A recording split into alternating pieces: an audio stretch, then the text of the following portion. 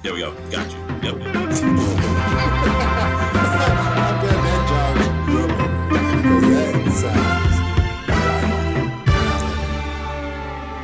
Yeah. Don't judge me. Welcome back to the Don't Judge Me podcast. Here today with Sir Nygel of the House of Wave Files from Dark Gray Triad. Or is it left? Because I'm not right. I'm here today with Jay.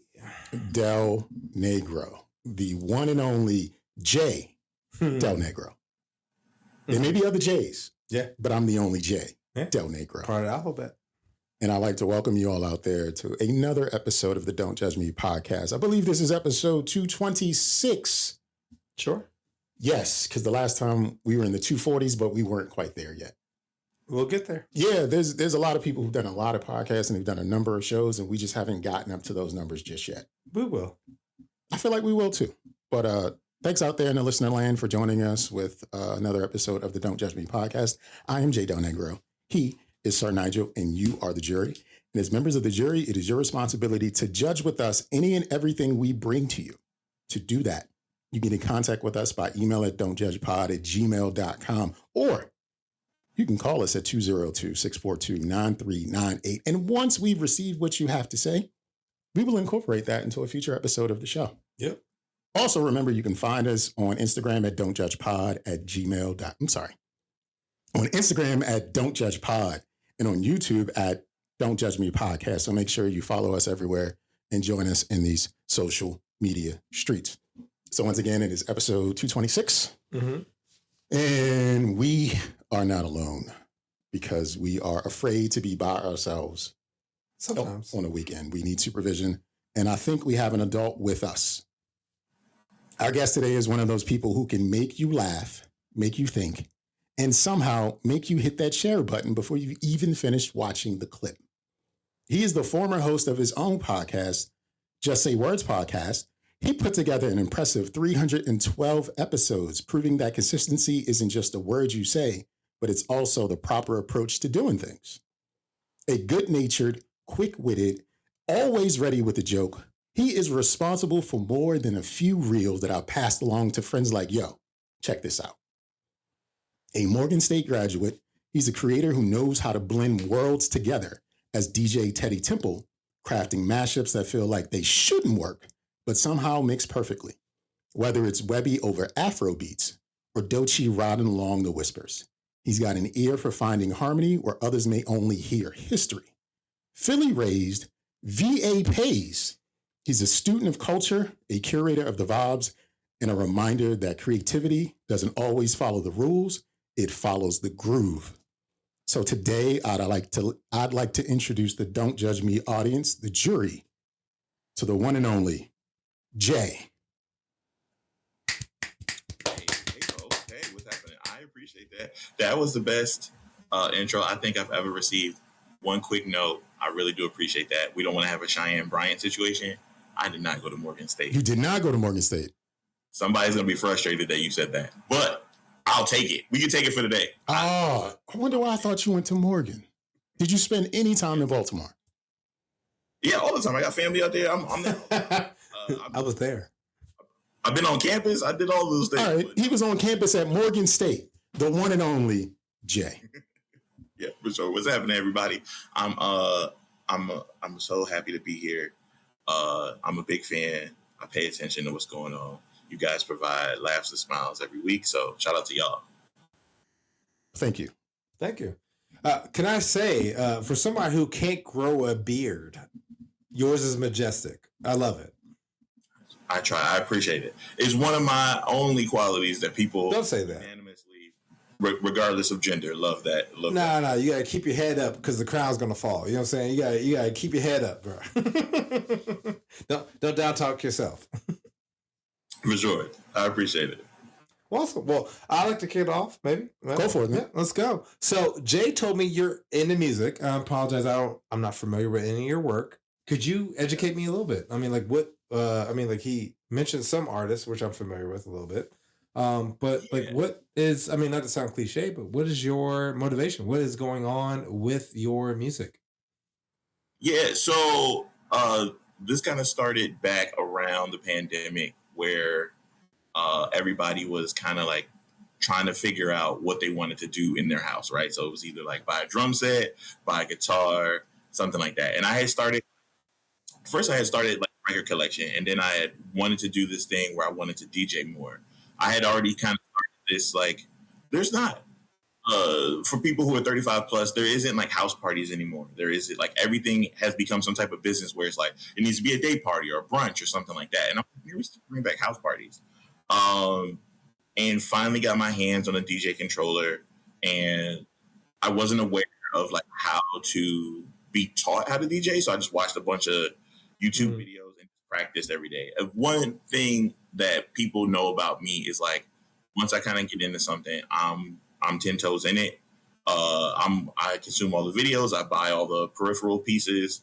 And so, yeah, I just started DJing all the time, and I was recording my sets, but I wasn't putting them out. And then as of recently, I started like picking people's brains of like how to put stuff on Instagram, TikTok, and things like that. So I've been trying to do this thing more consistently, whether it be a mashup Monday, or something, or like the way that I consume music, to share like a new artist and an old artist together in a space that will jog your memory, but you'll also appreciate how these two things kind of flow together. And so, yeah, I've just been posting videos every couple of days of me just practicing DJing, and then eventually into like more events. But yeah, I've just been DJing for, I would say, like 8 months now. So are you doing it virtually, or are you going to in person? Yeah, so I do a little bit of both. I also, there's a community center here, like near my house, that I go to and like hang out and DJ there for a little bit.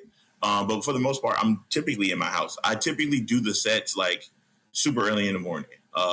It's like 7:30. I'll put the music together. I'll do that virtually and then kind of record myself practicing, and then work out the kinks basically online virtually. I'm trying to get to the point where I do it like on Instagram Live or TikTok Live, to kind of work all the bugs out there to kind of show like DJs are flawed, right? There's not a perfect set. There are things that can happen.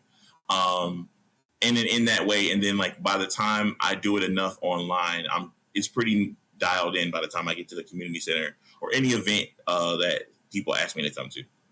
Do you enjoy your meat tasting? Because I sure do. And if you want flavor that hits differently, check out hooksrub.com. Use promo code JUDGE and get 10% off your order. That's JUDGE for 10% off, because bland meat should absolutely be judged. That was good. That was great. Hooksrub.com. Use our promo code JUDGE at checkout. So you mentioned like, I guess not everything goes perfect. What's the wildest thing that's ever happened? Like maybe like a drink fell on your DJ board or something crazy? Yeah. So in the middle of DJing, I was about 2 hours in, and my MacBook froze. Oh. Just in the transition of just putting the next song into the controller, it just locked up. The music still played, but now I can't see what's happening. Like everything on my screen is still. And as they tell you in DJing, you should have a backup laptop. I do not have a backup laptop. I have a backup USB, and I can't see anything. And now I'm playing this Stevie Wonder song, and it's got 2 minutes left, and now my screen's froze, and I don't know what to do. So what I just started doing is just start talking to people and invest, trying to influence them to go do something else while I try to figure out how to turn this MacBook on. Also the MacBook, go to the bathroom. Yeah, like everybody go get a drink, say hi to your neighbor. Like it was a bunch of that. And then of course, obviously by the time Macs power back up, they let you know they're powering up. So now everybody's turning around like, was his computer never not on? Oh no. So yeah, it was a whole thing. So that was probably the most intense thing that's ever happened. It's almost the same equivalent of like when you watch an action movie and somebody's trying to figure out what wires to cut at the same time. So yeah. Let me ask them, since you're a DJ, what's your favorite type of event? Like weddings, we like maybe bar mitzvahs, birthday parties, anniversaries. No, I shy away from those things mainly because it's too much. There's too much room for error. Oh. I think like weddings are not a thing that I could ever see myself doing. Really? I think the thing is, I think that's what people aspire to is like, oh, I want to work at a wedding. Oh, I want to work at a club. That is not something I aspire to. Okay. The other thing is and this is, as I like to say, like I'm fairly newer to the DJ scene. There isn't a road of progression for me, right? Like I don't need to go like, oh, I do this and then I work a club and then I would no, like that's not it for me. I do okay. Like I had to explain this to somebody who was like, "Do you got to work this nightclub and then you have to work this thing?" I was like, no, I don't have to do that. I do pretty okay at my 9 to 5. Yeah. And like, so my thing is brunches, day parties, house parties. That's all I need to do. Oh, yeah, I can see that. That's awesome. Yeah. So I guess of those three, which do you prefer? House parties. Okay. Which one has the better groupies? Bully. I feel like day party. I would say day party, but you can get somebody slipping at brunch. you can get somebody slipping at brunch for sure. So these house parties, right? Now I'm just curious. Are they diabolical? Like, I mean, like, are they like, oh, I'm surprised you own this house? Or is it like, oh, we're upstanding citizens and we're just enjoying tofu on the grill? I think I've seen a mixture. Like people have asked me to come over to their houses, and there's been a wild array of people who have shown up. I think the thing that I see is things that we don't see anymore, right? Like in house parties, people dancing again, right? Oh, yeah. There's so many clips around of people just standing around in clubs, right? I don't remember the last time I saw people grinding on each other, right? Like there's this whole thing where like people don't touch each other anymore. And so the last house party I did, I was like, oh, I don't remember the last time I saw people grinding on each other. And this was like new. It jogged my memory almost to be like, people used to do this. We used to dance on and with each other. And so that is a thing for me. As far as like any wild debauchery, no. I think the thing is watching people get drunk in tight spaces has always been a like, oh, this can't be good. So yeah. That seems crazy. You have to ask consent now on the dance floor. Excuse me, can I put my pelvis against your That seems crazy. posterior? Yeah. It's just seems crazy. Or else you will be charged. No, you're right, but that seems crazy. Like I can't imagine leaning in, whispering like, "Hey, can I put my peen on your butt?" Like, I mean, like that just seems crazy. You gotta do it with like skill and swag. You don't say it like that. No, like, you gotta say it like that. No, I'm being as weird as fucking possible. I'm gonna put this peen on your butt. Hey, how about you gyrate before me, and I stand firmly behind you, holding you up. That's how you do it. Peen on his butt. All right. Fair. Whatever works. Whatever works. What are some of the DJ names that did not make it? Oh, man. I think DJ Teddy was going to be a name. And then I realized there's an old man named DJ Teddy. I think he's in like South Carolina or something. And I was like, I also didn't realize that people use the word Teddy a lot. And so there's so many DJ Teddys. So I did the old thing that you used to do back in the day is you use either your nickname or your middle name and your street name. And that used to be your porno name. And so I just threw DJ in the front. So I was like, nickname Teddy, DJ in the front. Name of the street I was on was Temple. All right, cool. That's the name. So we did that. We didn't do too many iterations of like, oh, we went through 6 names and we landed on Teddy Temple. It was really like, I had an idea of like Temple was going to be in it. Obviously DJ. So we were trying to figure out that, but there is a DJ Temple. There is a DJ Teddy, but there is not a DJ Teddy Temple. There is a DJ Teddy Temple, and he is with us on episode 226 of the Don't Judge Me podcast. For sure. So you, other than DJing, you've been a mic controller of thought for quite some time because you used to host a podcast Just say Yeah. words. What would happen? First of all, if you like, could you like introduce the people to the kind of things you used to cover with Just Say Words, and what happened? Like, why did it end?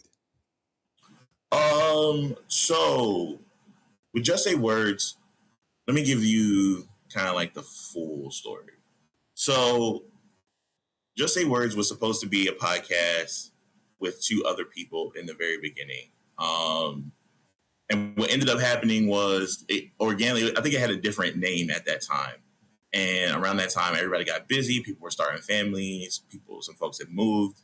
And so I had bought all this equipment to start podcasting, but it never, like, I kept being like, oh, I needed to wait. And so I was having this conversation with a group of folks, and they were like, just start it yourself. Just do it yourself.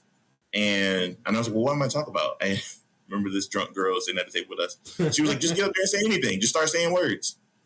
And I was like, all right. So like a week later, I started like the Just Say Words podcast. And I covered everything. Stuff I would see on Twitter, stuff I would find out there. So there's this section of Yahoo that still exists, and it's called Weird Crimes. And you can just read about weird crimes that happen across the country. And I would just make comments on that stuff. Like there was a person who tried to hide crack in cheese fries because they got pulled over by the cop. I remember that story the most because I was just like, what an ingenious thing to do, but also you left it in the vials. So if they see cheese fries with plastic and red top sticking out, I'm sure people will have questions. Music reviews, it would be all types of things. I think the thing that happened was I tried to treat it the same way. In the beginning, I tried to treat it the same way people think of like The Daily Show. It's like, it was like a nightly, me doing it for like increased time. So it was 10 minutes, it was 15 minutes, it was 20 minutes, but it was like every day. It was like 5 days straight, like me kind of working the muscle. And then it got to be like once a week. Then we tested it out twice a week and then 3 times a week. And the time obviously increased from there. So it was pretty much anything that was happening, like pop culture, personal journals, all types of stuff. And then I think the thing that happened was one of the things that I know for sure was I didn't lose interest in podcasting. I was spreading myself thin. I was doing multiple shows at the same time and then still venturing into YouTube. And I think what really ended up happening for me was like my career started taking a hit. Like I wanted more out of my like job, like I wanted more money. I wanted a bigger house. I wanted all those things. Yeah. And I was kind of losing focus trying to be like, well, I've got sponsorships and I've done all these, like not brand deals, but I've got like, they've sent me merch. I've done stuff like commercials and things like that, but it wasn't enough. It wasn't something where I could be like, well, I could quit my job and do podcasting. It was one of those things that like, I really cared about where I was going in my career. And then also like my personal life was kind of just like taking a hit. I was kind of throwing everything else to the side to do podcasting and be like the man at work. And so I was like, oh, I'm just talking shit on the internet and they're not giving me money. I should probably stop doing that. So I did that. So I just was like, oh, I'm going to take a break. And I did it every now and again. I felt like I would put a show out that I felt if something was heavy on me or I felt like I had enough jokes to sustain an episode, I would put something out. But as the show started to slow down, my career started to take off. And I was like, oh, well then, yeah, this is the thing that I want. Like all the like things that you want out of your career, right? Like I want to be in more places. I want to travel more. I want to do more things. And so that kind of is what really started happening. And then like, as I got better or further along in my career, I just was like, all right. And I had to do like one of those like memorial type things, like slowly take the microphones off the desk and put them away, start wrapping the cords up and being like, all right, guys, this is the last ride. And it was gonna hit. And so, yeah, I started focusing my Instagrams to be less about podcasting and be more about things that I see on the internet. And that's kind of how Jay Got Jokes kind of came about. And so, yeah, I just kind of use that forum to kind of just say whatever I kind of really want about what's happening on the internet and just like quick with it type thing. So yeah, that's it, man. That's what happened with Just Say Words. So Nygel, what you don't know is in a roundabout way, he triangulates with hashtag Blackout and John Salvatore. I don't know who I ran into first, Okay. but there was just like a community of smaller podcasters out there, and I just started befriending everybody. And I guess you're the last one of that circle to actually be a part of the show. So once again, thank you for joining us in Judgment. I don't know if I have any direct questions, but you mentioned crack. Yes. Crack and cheese fries. Oh, yeah. Okay. And I was like, no, he didn't. He did not mention crack. I was like, what? And I know you stay abreast of what's going on online, and I don't know if you use Twitter much at all, but have you seen Hunter Biden's Twitter account? I have not. But to be fair, I tend to stay out of white folk business. I hear you. But I've always said that crackheads are forever. Oh, no, he's hilarious. Hunter Biden should run for president. He's that good on Twitter. He could hold political office based off the stuff he does on Twitter. I could maybe see that. And I think it's because he's been to the depth, the lows, the depths. You can't get much lower than a crackhead.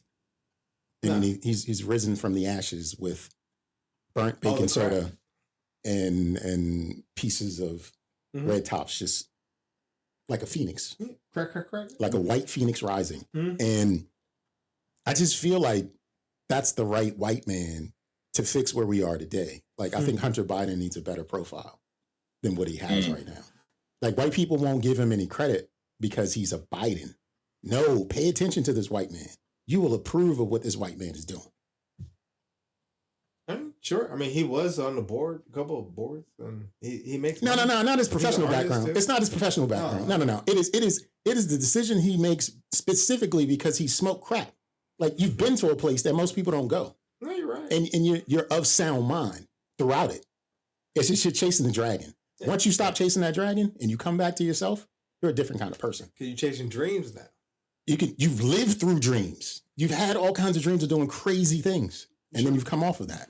It's like almost like a Infinity War. Exactly. Yeah, it's like this is the one. Yeah, exactly. the one of 30 million choices. All the crack options. Yeah. This is the one. Hunter Biden is the way out of it. Punch the baby. That's fair. I think Hunter Biden should run for president. Yeah, why not? Anybody got anything interesting going on? Because I ain't got a bunch of nothing. I haven't done any dashing, so I don't have any good stories from the streets today. You did have a question. Did I? Yeah, about the barber. Oh, so Jay, I will say, like I said, immaculate shape up with the beard. I love it. Do you go to a barber? Yeah. Does your barber take appointments? Appointments? Yeah, he's all appointments. So with the economy as it is, my barber personally charges $80 for a shape up, haircut, and beard. I think it's expensive, but he does appointments. I like it because he does appointments. Usually you try to tip. 20% is, you're pretty much looking at $100, right? For that type of shape up. If you make an appointment at 9:00 and you don't get seen until 9:30, do you feel you shouldn't tip? Because he is your barber, right? You're going to go back. So do you want to, I guess, burn that bridge per se? Or is it like, hey, I'm going to set the tone because I was supposed to be seen at 9 and you didn't see me until 9:30. My time is valuable. Let's just say I am a good earner. Let's say I make like say maybe $90,000, $100,000 to $120,000 a year. You know what I'm saying? Let's just say I make good money, right? That's $50 an hour. So a half an hour on the seat, that's $25. That's the tip. I mean, you made me wait. My time is also valuable to your time. You're making a good case. I know. Okay. I'm not going to fuck my barber over. Alex, you're going to get paid. But I'm just saying, I'm curious what your opinion is. So here's the thing. And that's, I actually just had a discussion with this about wait staff. Something similar to that. because people, us as customers, are we using the tip as some type of gauge for punishment, right? Are we being like, oh, you did a thing I don't like, so your tip is less, right? Yeah. My follow-up question specifically for the barber piece is, how long have you been going to that barber? I mean, this particular barber for me has been maybe 6 years, 7 years. Okay.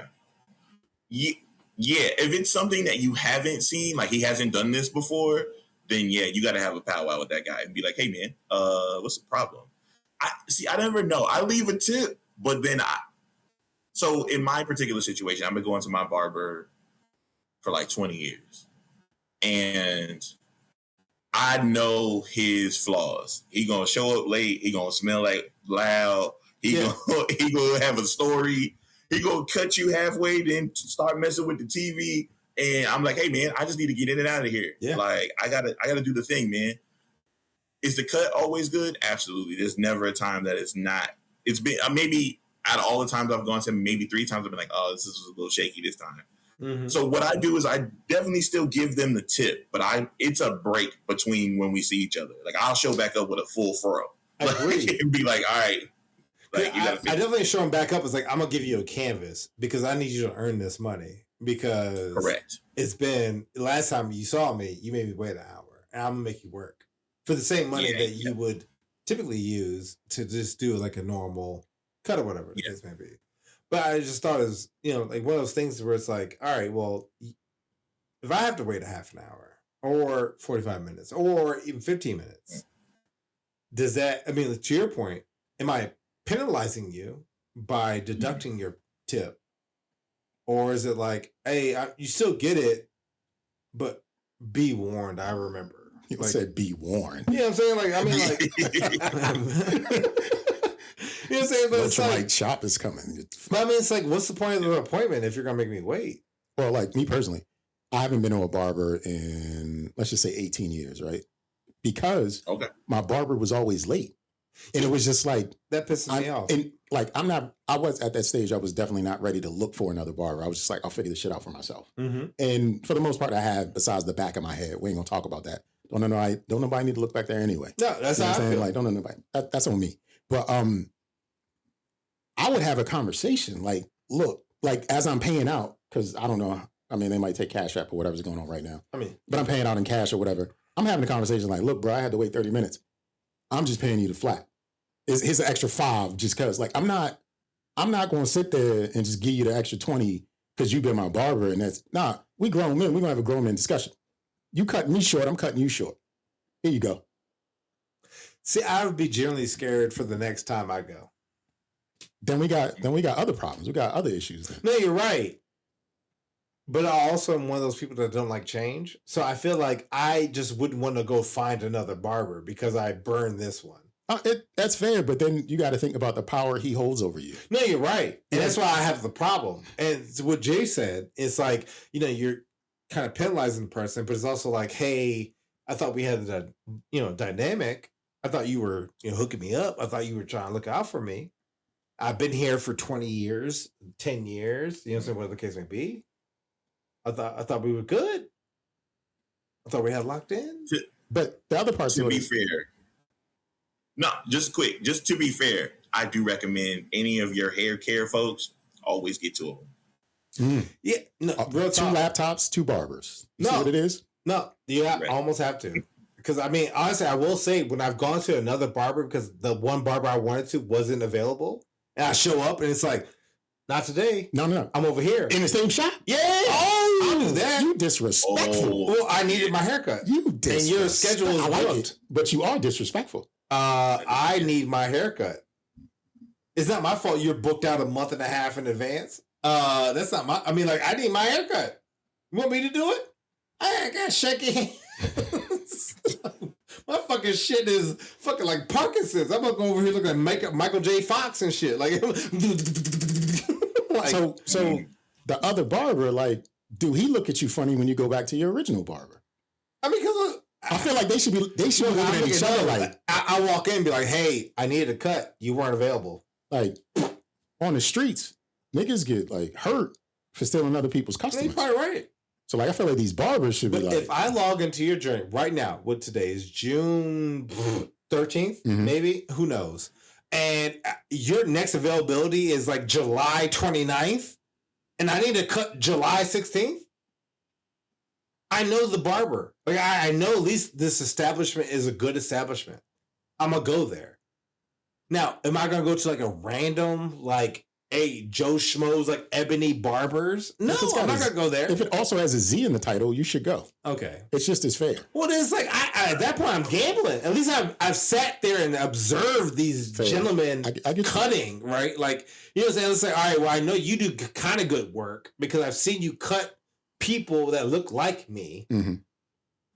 I can go with you. Now, versus going to like a random, I've never been to this barbershop, and I'm just going to guess, I'm scared. I mean, when you make a barber feel like a side piece in front of the main? Well, I've never done it. I mean, well, I'm sorry. In this case, I've done like maybe 2-3 times at that barbershop. But it's like, also, I always go back. That's probably the most gangster thing I've ever heard from you. That's probably the most gangster thing. You cheating on your barber in the same barbershop. Like I would have never guessed it. I am economically wise. I'm just trying to make sure I get my money's worth. I'm gonna have to give you a lot of credit for that because that's probably in like the bucket list of like brave Negro things. It's funny though because sorry to cut you off, Jay, but I literally just said this earlier today. I have never been to a barbershop until I went to college. So I was like 23 to 4 before I went. So etiquette, barbershop etiquette, I didn't know barbershop etiquette. Like literally somebody had to take me to a barbershop and was like, hey, get a cut.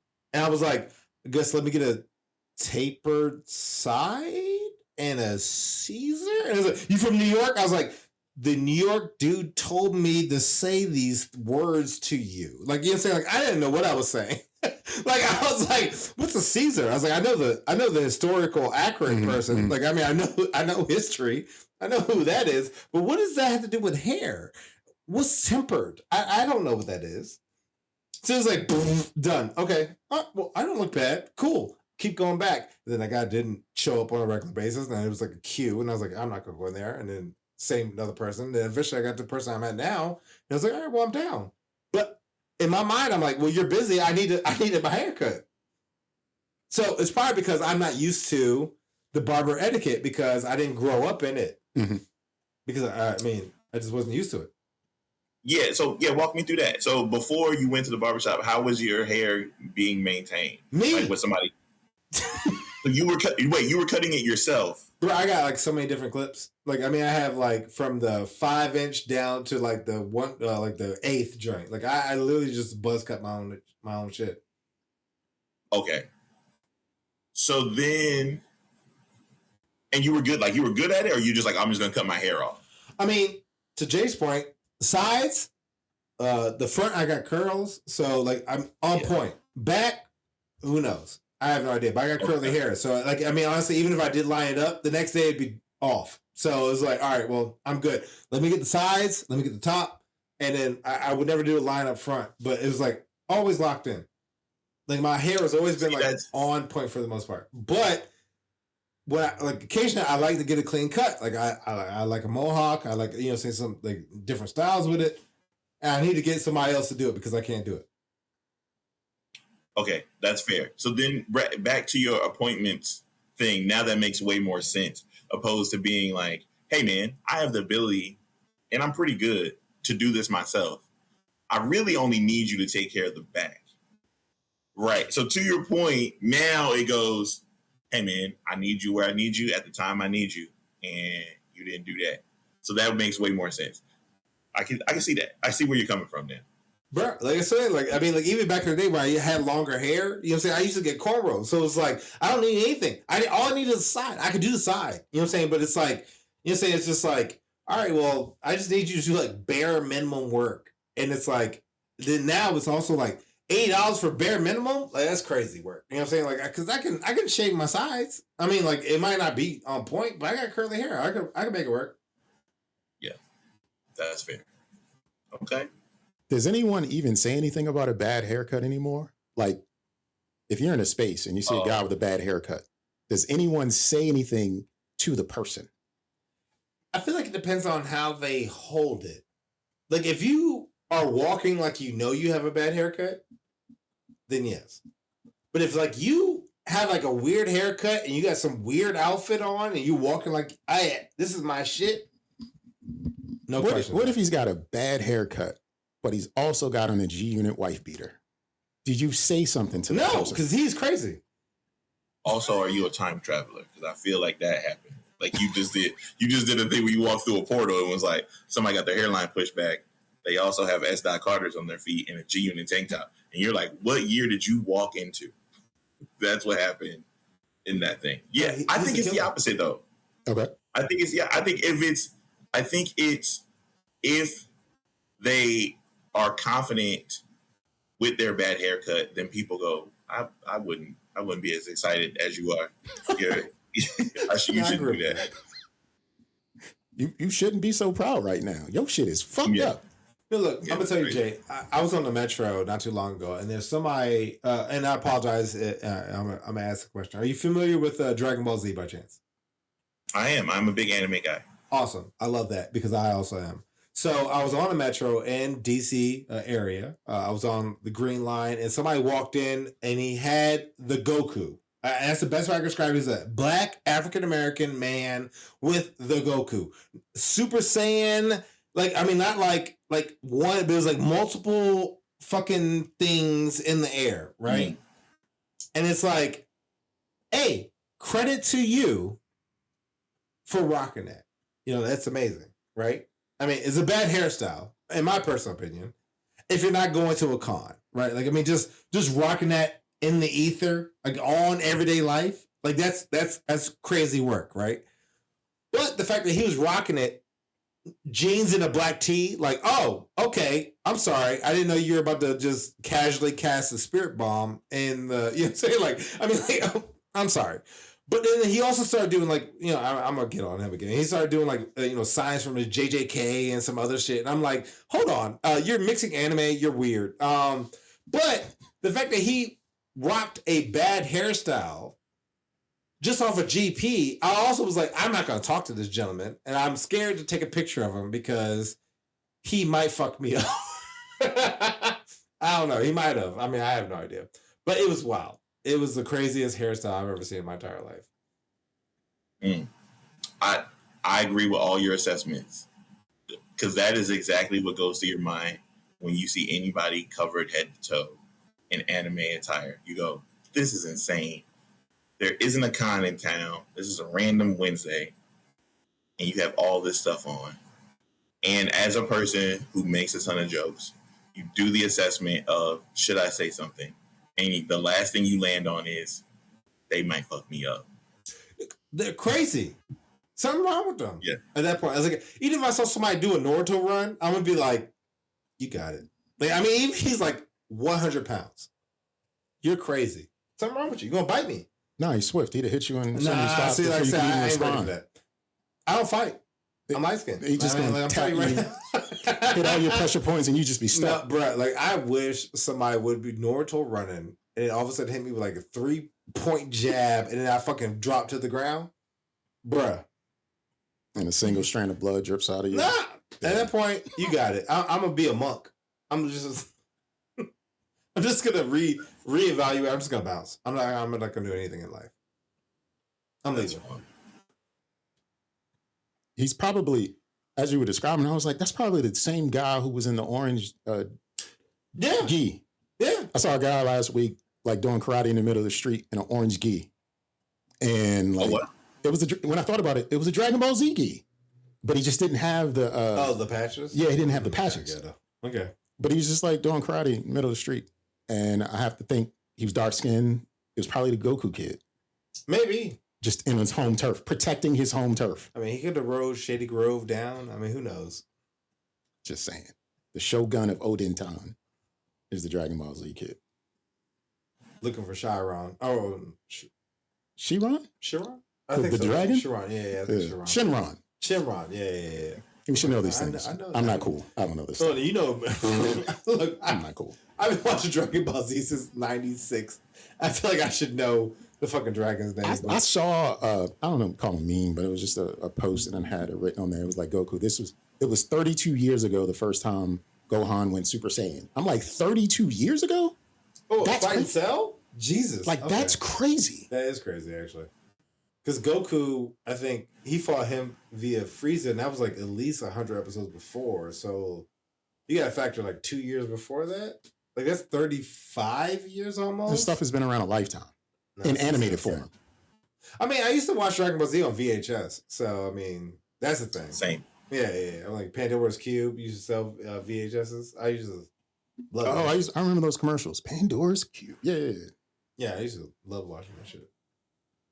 What's something I think that every adult does something as an adult that really stems from childhood in their hobbies. Like, people collect toys, people collect sneakers. It's really just all about like doing what you couldn't as a child, right? Mm-hmm. For me, in my art, when I paint, a secret used to be I would hide the colors teal and purple in everything, whether it was under stuff or on top of stuff, and it had to do with dark winged duck, right? Yeah, because I have like 7 you have pieces dark winged duck, yeah. but and even in the painting you have, I did a painting of Jay like before I really got to know him. He just had this cool picture. I don't know if you were out like on a hike or something like that, but it just looked like it was just this cool picture. I had these colors in it, and I was like, I'm going to add more colors to it, and I sent it off to him. But it's teal and purple in there. So I'm asking Jay, like, what's something about you as a creative in mixing and mastering music that you pull from your childhood into the art? It gets really tricky. So it's two different things. As far as it's concerned with music, every Sunday I start like I practice or I play music in the house every Sunday, and I always start off with 3 gospel songs, and it's typically it's all the songs that Black folks like, right? So it's Melodies from Heaven, Stomp, and like something else. It's typically those, like the last one could be any range of those, but every Sunday I play at least some array of gospel, because that's what my mom used to do on Sunday, and then she would get into all the funk stuff. So typically, whatever time I wake up, around the time breakfast is probably going, it's probably 3 to 5 gospel songs, and then I roll right into Anita Baker and the Shaka Khans and all that other stuff before we get into the playing later in the day, like Sexy Red or something like that. The other thing that I do that stems from my childhood is buying sneakers. Every sneaker. So I moved, and I remember this, and I was like, this was kind of my goal. I had went and got some stuff from my mom's house, and in this box, it was an East Bay from when I was a kid, and I had circled all the sneakers that I wanted. And of course, I didn't get them. We were poor. Why would I do that? And so, as an adult with money, I was like, this is also not a responsible person. Being like, every sneaker that I circled when I was a kid, I'm going to go out and buy it now, and I'll pay whatever it is. Like, I've got most of them at like retail price. There's a couple of them I had to go to like StockX or GOAT and get. But yeah, I ended up eventually getting all of them. And it was like, I had like 7 circles throughout the book. And so, yeah, that is the one thing I can always like point to. But yeah, that is the thing that I always, as far as the music is concerned, or something I do consistently, it is twice a year. I'll buy a sneaker that I remember from my childhood, and then every Sunday I play the music that was played in the house when I was a kid. So wait, favorite sneaker? Yeah, what's the grail? What's the grail?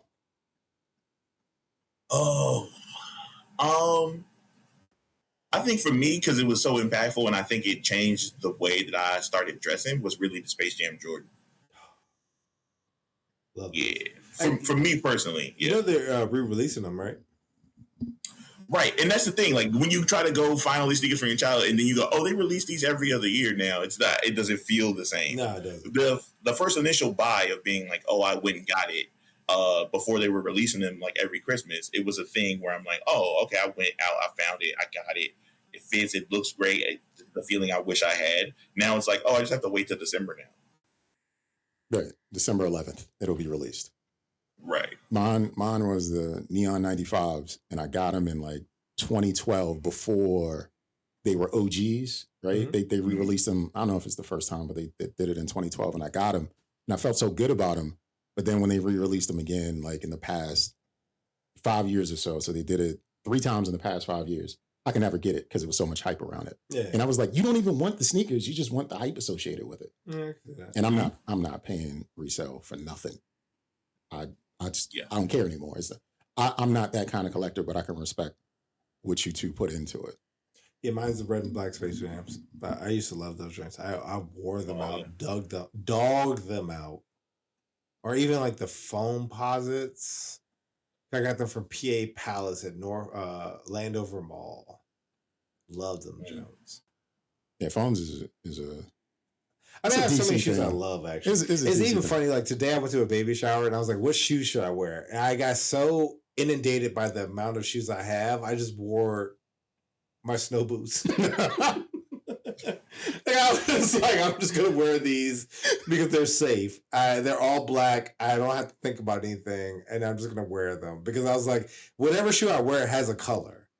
And right now my wardrobe doesn't have the shirt that complements it. So I was like, I'm just going to wear a black shirt, some sort of pants, and these fantastic shoes. And I was just like, it's not worth it. I'm just wearing all black. Black shoes. Always goes back to the all black. I just go to the uniform all the time. Are you familiar with the uniform, Jay? No, tell me more. The uniform is just niggas in all black. Yes. We call that the uniform. Oh, yeah. I wear the uniform. I didn't know there was a name for it. Every day. And especially him, because he is uniformed out all year. Well, so my thing is, I usually am like, look, I don't know what type of people I'm hanging out with. I'm going to wear the uniform. It's safe. Now, if I was to display my personality, I would wear like a peach. And it's like, who is this guy? And it's like, oh. The guy on the peach. Yeah, I don't want to be that guy if I don't know you like that. I think you should always be that guy. Now, I'm trying to. I'm trying to be comfortable into the person I am. But it's taking a while. Do you have a uniform, Jay? Is there something that you're just comfortable rocking and rolling in? Yeah, actually, my uniform, especially working in tech, is typically a black tee and joggers and like Crocs. Because listening to Nygel's story is essentially the same thing I just went through the other day. I was like standing in the closet and being like, I want to wear these. I want to wear these. And after like 15 minutes, I was like, Crocs. Just grab the Crocs. It's comfortable, bro. Like, even sometimes on this podcast, I'm like, even today, I'm like, oh, let me wear like something different. What am I wearing? A black shirt, khaki shorts, and like I got some burger stocks, which look like burgers.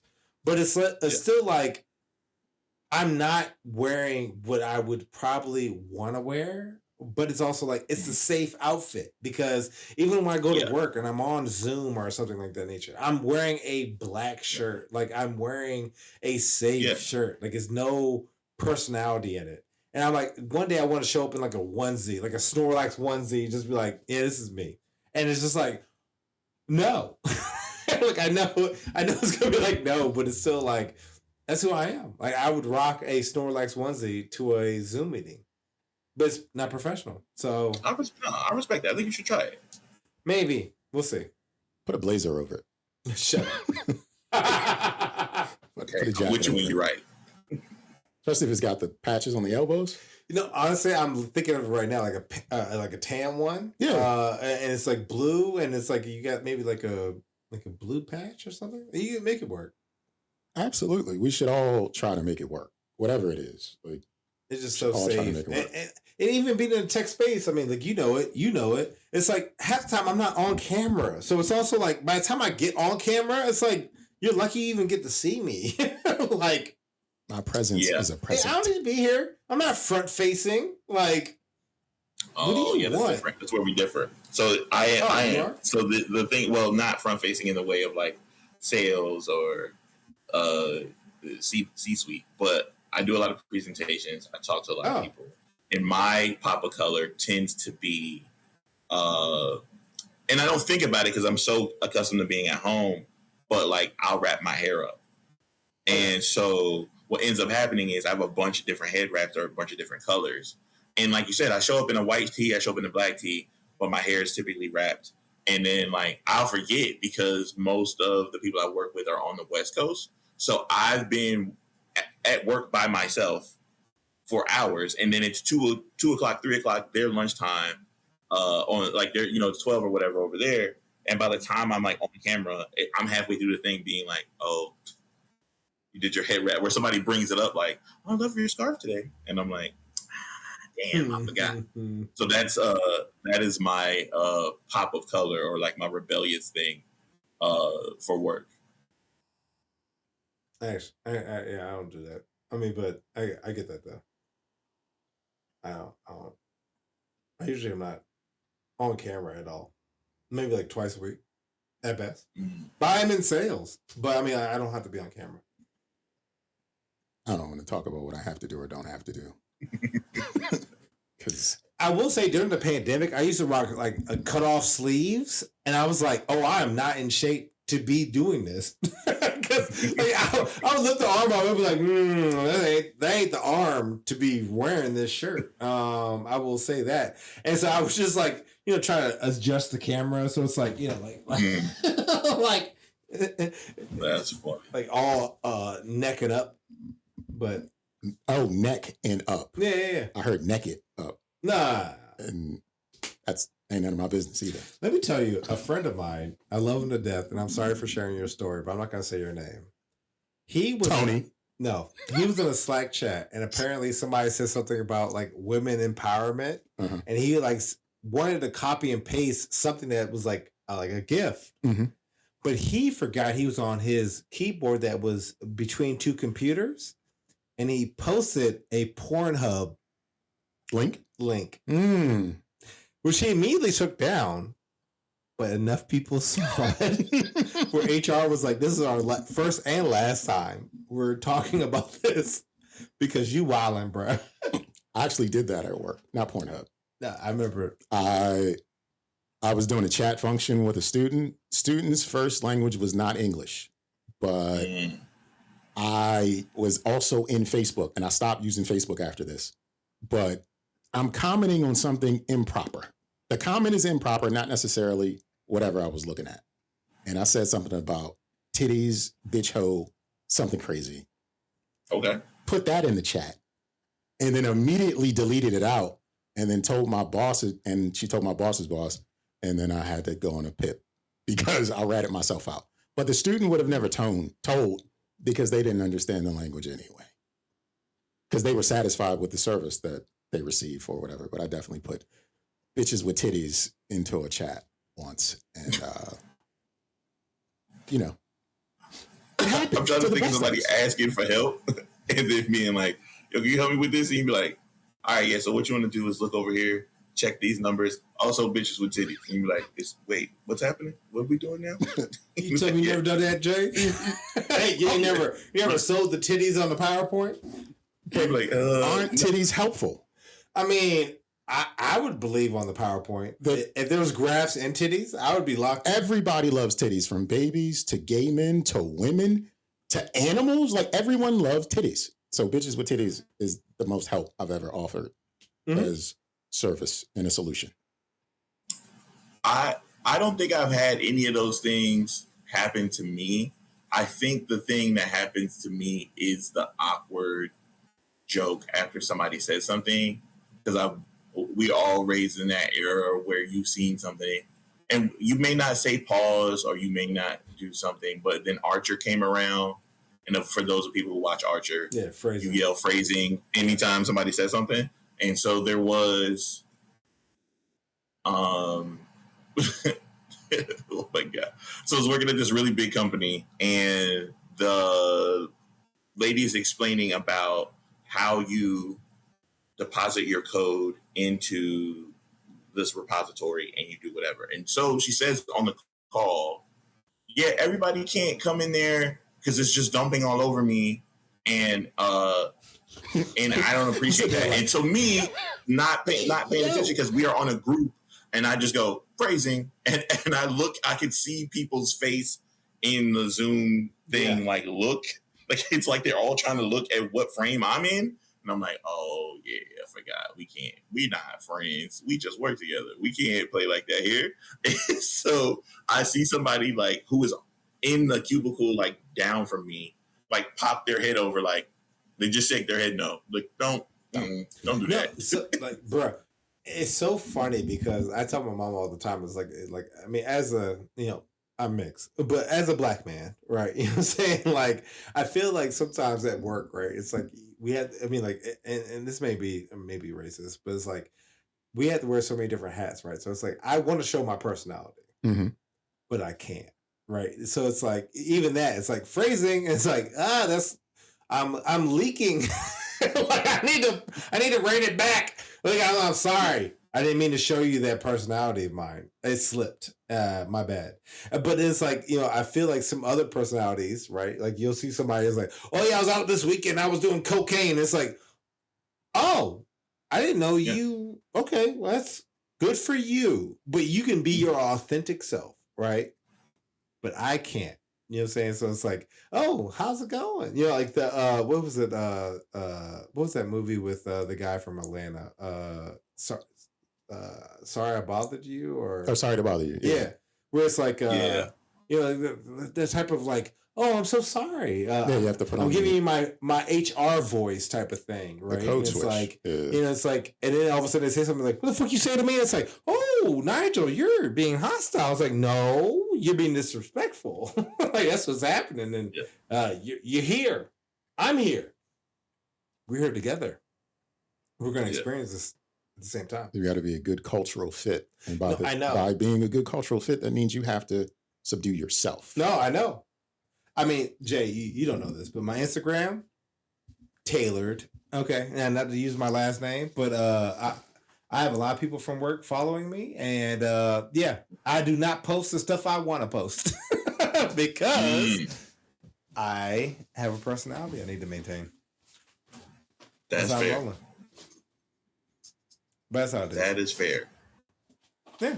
Do you ever think of making an additional Instagram that is more close to you, where you can be my authentic put in self? your close friends and stuff like that? Yeah, right. Like that kind of thing. I mean, I wouldn't mind, but then I feel like I wouldn't get the support or following as I probably could. You know what I mean? Given I probably could send out messages like, hey, this is my new joint, like follow this as well as the other one or whatever the case may be. But I just feel like it would be a long process probably, and I probably wouldn't keep it up, to be honest. That's fair. Just because social media in itself is exhausting. You think like, oh, I need to post by like 9 a.m. because that's going to be the busiest time, or you know what I'm saying, like whatever it can be. It's like, oh, well, I got to do like 3 different accounts by 9 a.m. It's got to all be funny. It's just like it's taxing. It's a lot. And probably I'm overthinking it, but I mean, it just seems draining. Well, another part about social media is everyone's the main character. So audiences, and this is me speaking as the main moderator of our Don't Judge Me podcast stuff. So for us, we get plenty of views on the weekdays, but on the weekends, it's dead. Like nothing happens on the weekends. So I try not to post on the weekends because that's when the other content creators, which is your audience, is going out and creating their own content. Yeah. So everybody wants to be day parties. The day parties. Everybody wants to be the main character of it. So it's harder and harder and harder to really like capture an audience from what you're doing because everybody else is also trying to capture an audience. Yeah. We're all turning our interests, our hobbies, our fun stuff, our business ideas, our promotional ideas into like content. And that takes away from the value of whatever we're doing. And people just aren't as interested as they might have been like 2 years ago. So you not wanting to do it makes sense. It gives you more of a freedom to just do whatever you want to do for you and not necessarily for the creation of content. Now, I did want to ask you mentioned earlier that you are an anime fan. Have you ever combined anime and DJ? Do you like just sneak it in?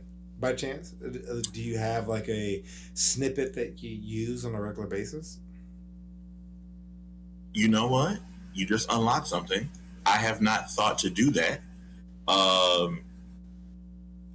So yeah, no, I haven't thought to do that yet. I guess it never crossed my mind, mainly because I can't single out a clip that would be timely that I could use over and over again. So I think it would require, like a generic one would be, I guess like you said, Dragon Ball, like his power is growing over 9,000 or something like that.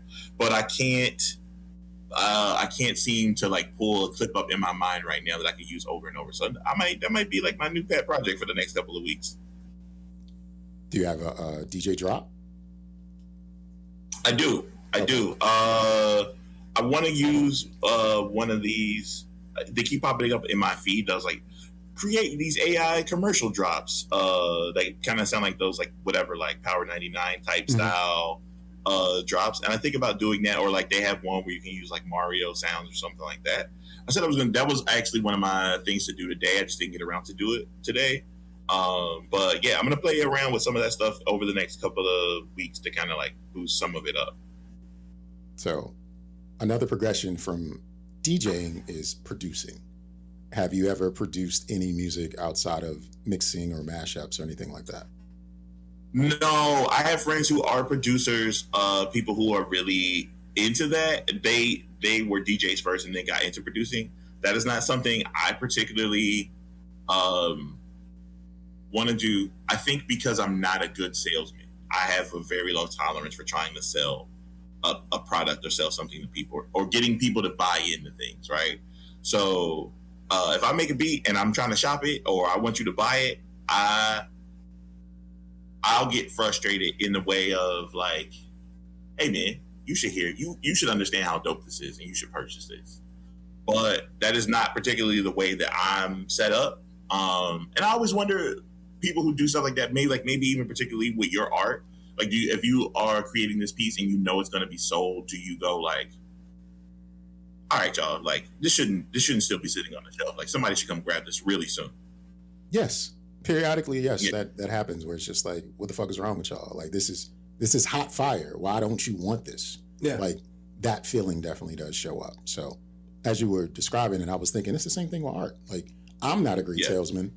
And in the end, it just turns out like I'm just paying for me. If you like it, you like it. If you don't, whatever.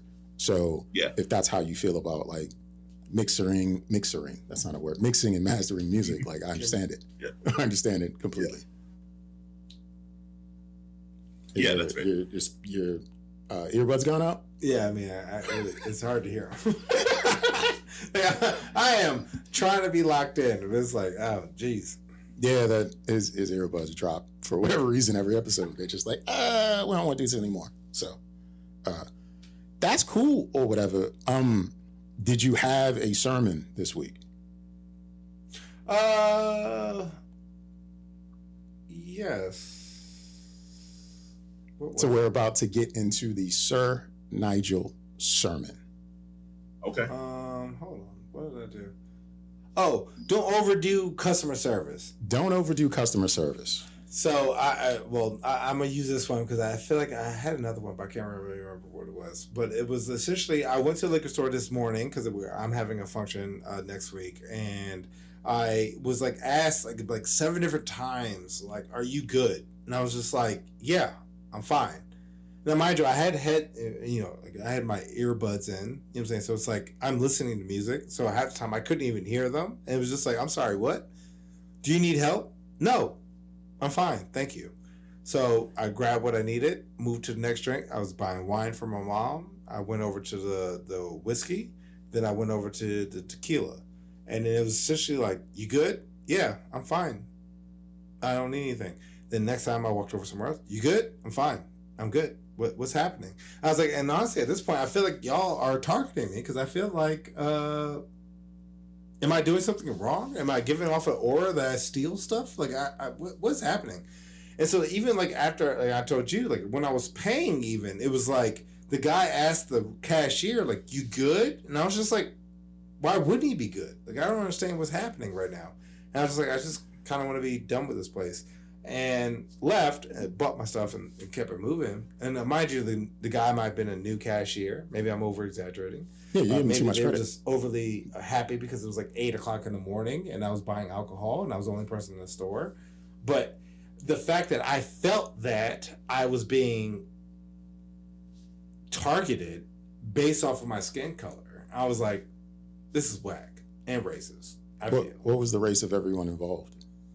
3 white guys and a black guy. And who was asking, "Are you good?" All of them were. But I will say the black gentleman, I was looking at a bottle because it had a skull on it, and I was like, "Oh, this is interesting." And I was like looking, I was like, "Oh, wow, what color would I want if I picked one of these?" And he's like, "Oh, you need help?" And I was like, "Well, I never looked at this bottle before. It caught my attention because I love skulls, and it has skulls on the bottle." He's like, "Well, it's a great brand." I was like, "Oh, what would you recommend?" And he was like, "Well, that one." I was like, "Cool, I'll get it." Then he followed me, and I was like, "Okay." And he's like, "So, I mean, I see you're getting Casamigos. Do you like that?" And I was like, "It's not for me." I was like, "I'm buying it because a young lady I know loves it, and I'm buying it because she's coming to my house, and I just want to have it available for her, right?" And so I'm like, "Why are you asking?" I was like, "I don't even know what to say right now." And I was just like, "Yeah, so I'm buying it for her, and I'm buying this because it seems interesting, and you recommended it. Why are you still following?" And like, aisle over, right? And I'm like, "Yo, what is good?" And this is a black guy. And I'm like, what is happening? Yeah, you shouldn't have bought anything from that fucking liquor store. I was committed. I had like a fucking mom wanted her wine. You should have just took everything you had and just left it on the floor and just no. And that's what I'm saying. Like, I was just like, "Yo, what is happening right now?" And then even in Jay, so to even tell you, like, so Casamigos, apparently this liquor store I went to Total Wine out in Laurel. Their Casamigos was on like vouchers almost because they, I guess, have thievery. I don't know what's going on, but initially they have like essentially these like cards that have the icon and the size you want, and they have them like sprawled. So it's maybe like 30, like it looks like gift cards. And so I thought they were gift cards. And so the joke I even told Jay was like, "Oh, I thought those were gift cards." He's like, "No, we need to, make sure you grab one so, like you can get it at the register." And I was like, "Oh, well, I was looking for Casamigos. I thought I was maybe being racist. I just didn't know what Casamigos meant, right?" Like, I'm looking like, "Oh, maybe it's like, like house boys, right?" Like I'm looking like maybe I just don't know what I'm looking for because I can't see the label, right? So I'm like, "Where's this alcohol?" And apparently it's in this gift card thing because people steal it. And when I took 2 of them, they were just like, what are you doing? And I'm like, "I'm buying liquor." Like I'm out here just spending money because I want to spend money because I'm spending money. And it's just like being followed around the store because it's 8 o'clock in the morning. I'm dropping like a couple $100 worth of alcohol because I'm having a function. And it's just like, this is crazy. That is it's a bit much. Yeah, that's funny. That's not. No, we're different people. I'd straight up would have been like, what the fuck is this? Put it down, just left, and just went to a little Asian-run liquor store to get what I need to get. No, you're right, but I knew I needed what I needed because when I looked at Casamigos, I could really find it in my area. I needed to get that. That was the primary. I needed to get Gentleman Jack, and then it was like, I know those 2 things are going to be there. My mom has a particular wine that she enjoys that I know I can find at this place. So it's like, I know I can find all 3 things in one location, and I can get it before I do my Walmart and Costco run. And so I was like, I can knock all this out before I even hit Walmart, before I even hit Costco, and be done by 10:30 so I could hit the baby shower.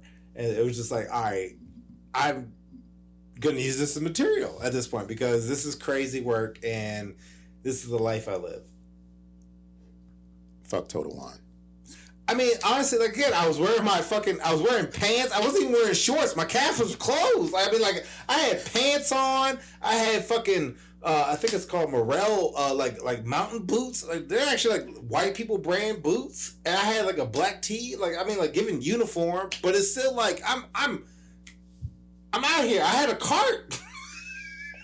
They should have given you a pass because you had a cart, though. That is, well, no, because niggas be stealing with carts. I even had a membership. ownership. Like, I gave you my number. Like, you can find me. They assume the worst about you. No, I know. Fuck Total Wine. This is crazy work. Fuck Total Wine and Laurel. And then the guy that rang me up had his shirt tucked into his jeans, and I was just like, my man, like, I was like, my man is chaotic. And it was like, are you good? And I was like, is he? Like, I don't know. Like, I mean, he seems stressed. Like, I don't know what's going on. They had the cameras, like, they were in the back room watching you up and down the aisle. Like, literally, I was by myself just, like, picking up the wine, talking about, you good? I clearly found what I'm looking for. Like, I don't know what's happening at this point. But anyway. Find a way to make them niggas uncomfortable. Yeah, but that's my drink is chill out on the customer service. Let me be. You know what I'm saying? When I say I'm good, get on the walkie, because I know I worked in retail. Hey, he's good. No, they're not going to do that. No, I know. They was profiling your ass. You were a puppet. Dudes. And then, honestly, I haven't tried the alcohol that the guy recommended. I bet you it's butt. But it's from Scotland. I mean, I'm trying to see. It's Scottish butt. It's a whiskey with a skull on it. Scottish butt. That's what it is. It's probably Scottish butt. We'll see. I'll test it out. I'm curious. So, go ahead, Jay. I'm sorry. No, I'm saying that was a wild experience at Total Wine. I feel like I haven't had that experience at Total Wine ever, because there's typically just old women who work at the ones by my house, and they're just always recommending wines. But yeah, that seems like a very intense experience. You know what's even crazier? At this Total Wine, there was a white woman that recommended Black Girl Summer Wine. Like, they had her picture up by the joint, and I'm like, why am I here? Like, I need to go another joint at this point. But I know they have what I need. My mom likes well, that's not bougie, but when we were younger, my one of my aunts and my uncle lived in Singapore, and we went to go visit them, right? And there's a beer that my mom likes. It's called Tiger Beer. And it's a Singapore import, and they're the only place that sells it, right? So I typically go there as well to get the beer, the wine, my alcohol, and everything else. So it's like, I need to go there because I haven't found anywhere else that sells this imported beer. Fuck Total Wine. Yeah, I know. It's a wild place. That's going to be my stance on it. Yeah.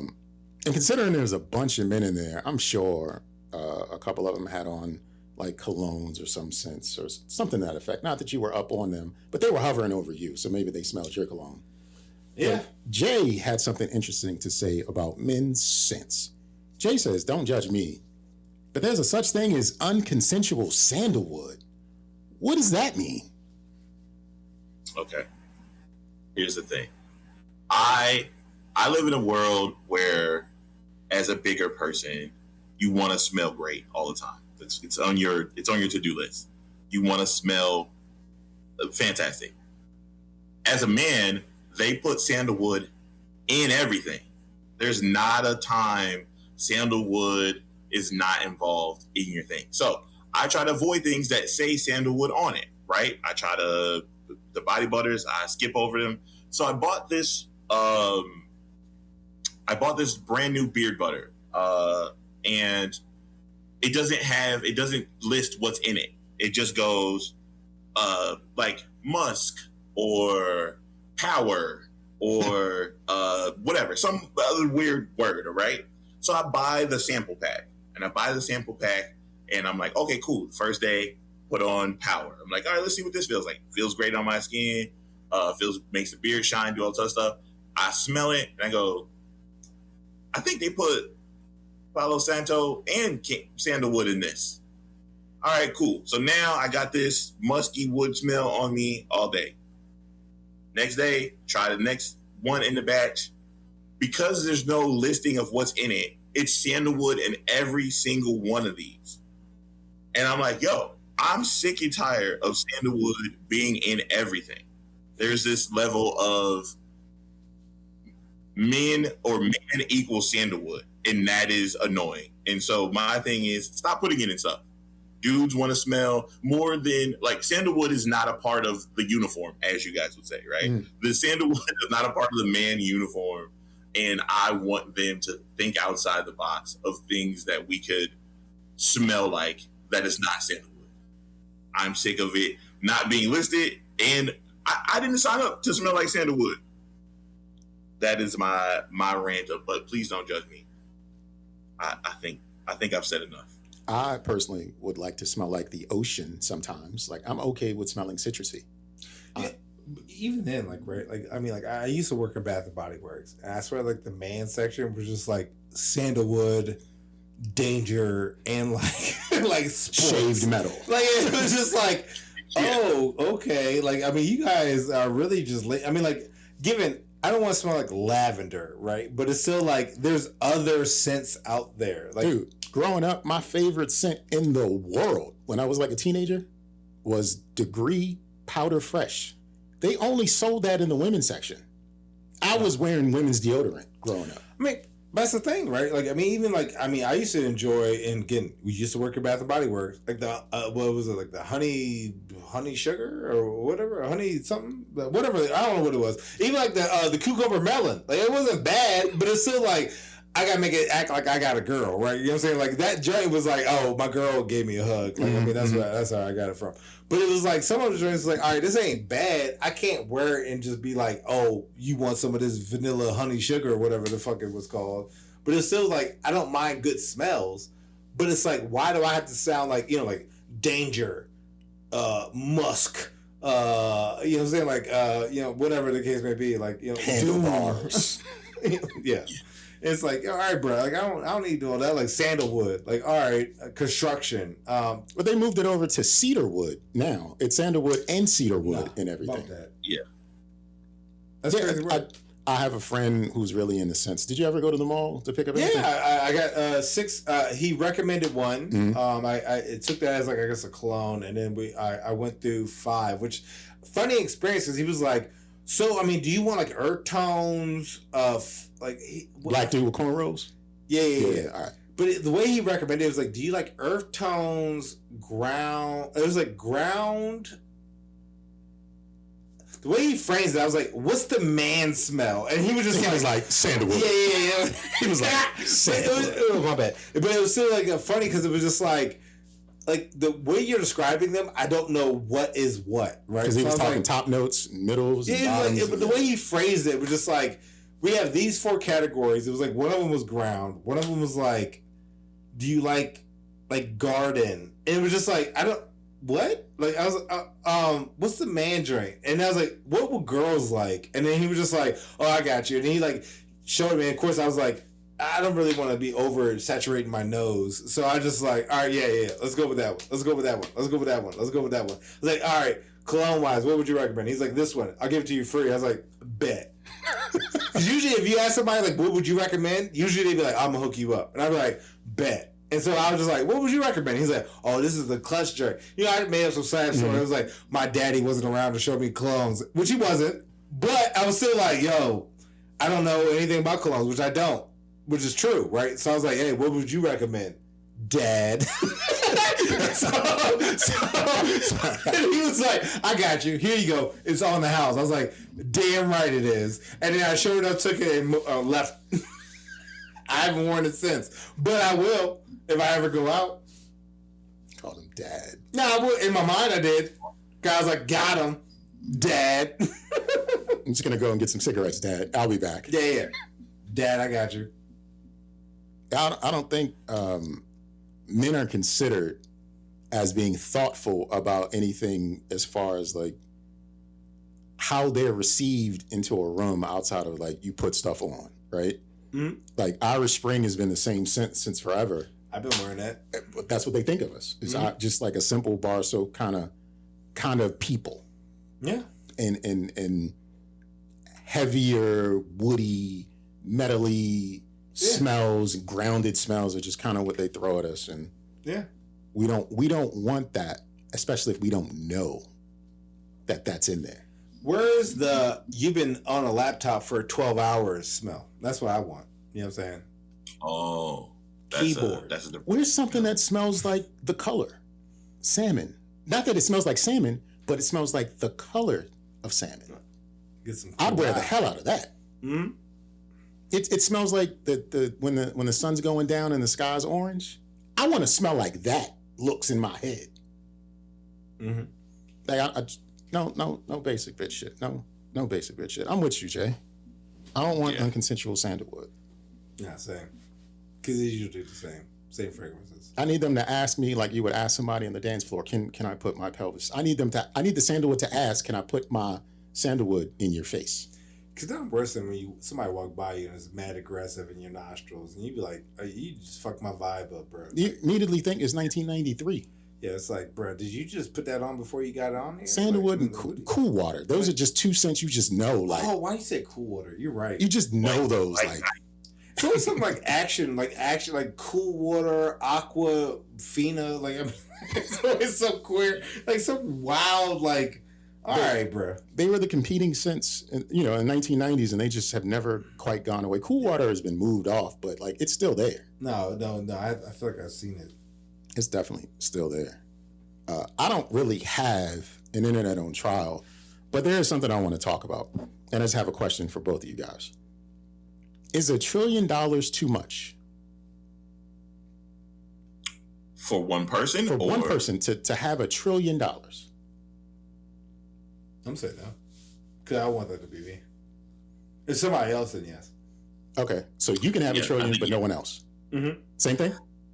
Yeah, that's probably... Because it depends on how old they are, right? Like if you, one of these like streamers, and you're like, I'm 22 and I made $1 trillion. I'd be like, I don't know what you're going to do with that. Hopefully you live a long time with that and you do something good with that. If you are Jeff Bezos, and I'm like, you don't need all that. You don't need all that. You could be doing something better with that.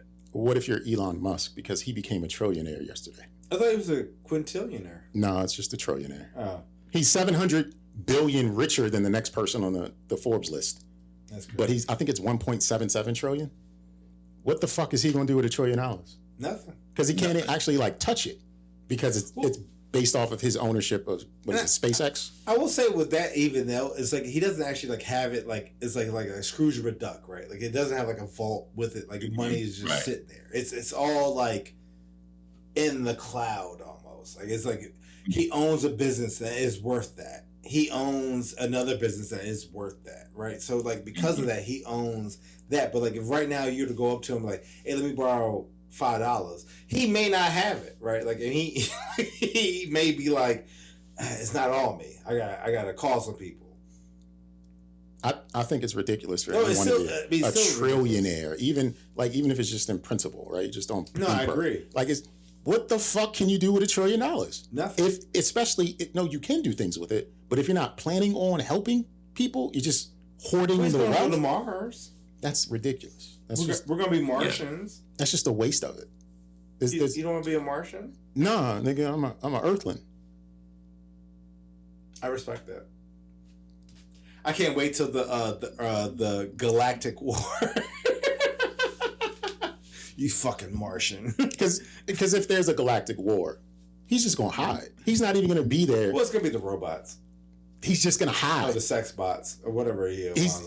He's not even like gonna defend Earth. He's just gonna hide to keep his trillion. Because he's gonna be the commander, the regent of Mars. I think an individual with $1 trillion. I'm okay with them having as many billions as they want, if that makes any sense. No, but let's be honest. $1 billion is disgusting.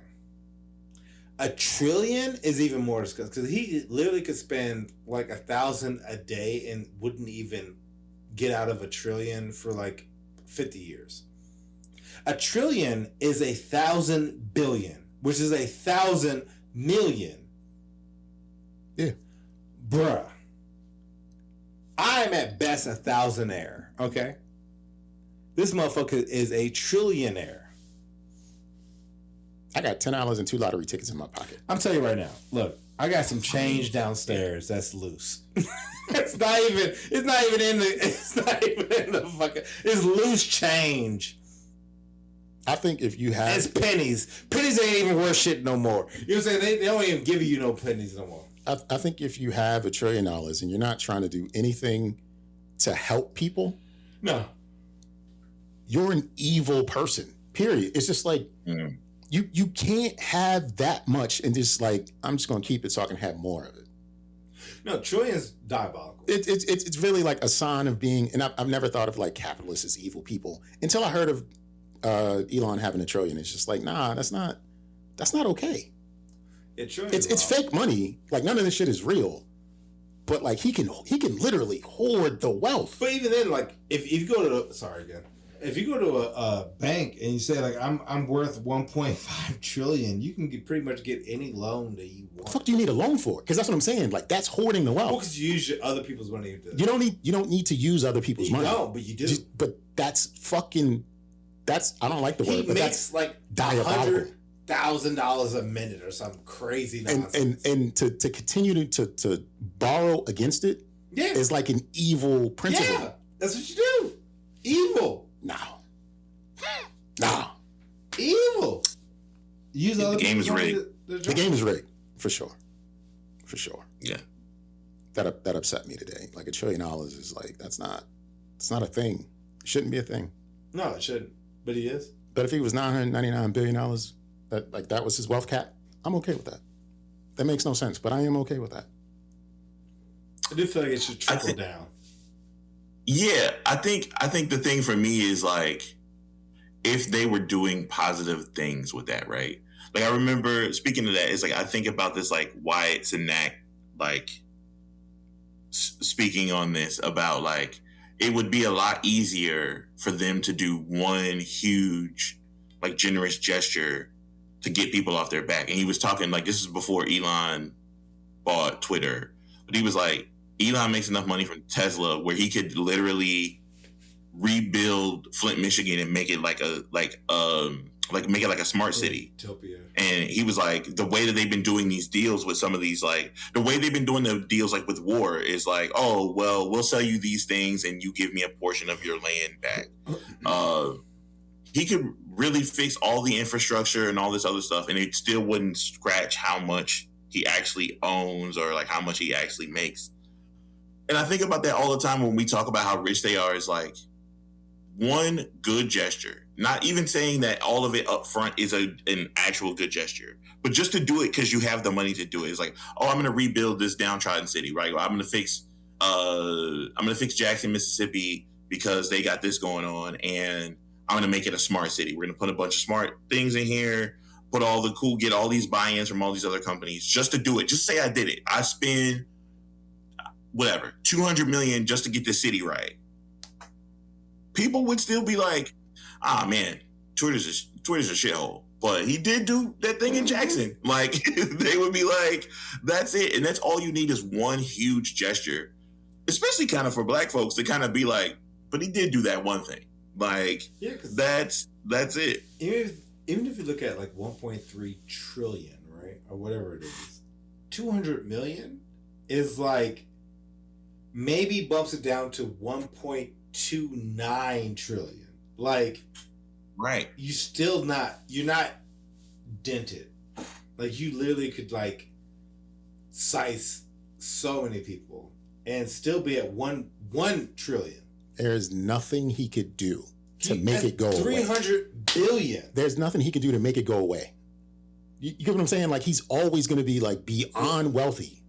And there's nothing he could do to make that stop. Yeah, that's great. But if you hoard that like, just to be the richest man in the world, like, you're diabolical. There's not enough fucking, what is he, ketamine? There's not enough ketamine to get high off of. This isn't crack. He hasn't gone to that bottom. He hasn't gone to that low.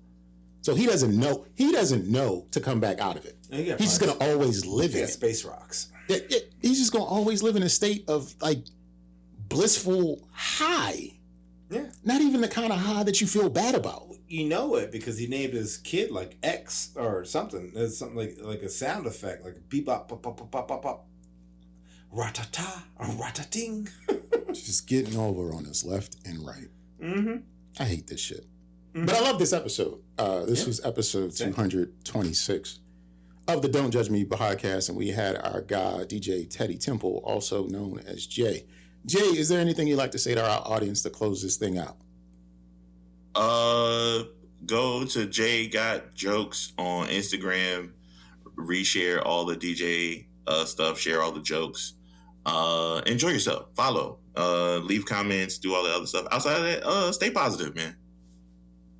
Love that. Sir Nygel, do you have anything you'd like to say to the jury out there?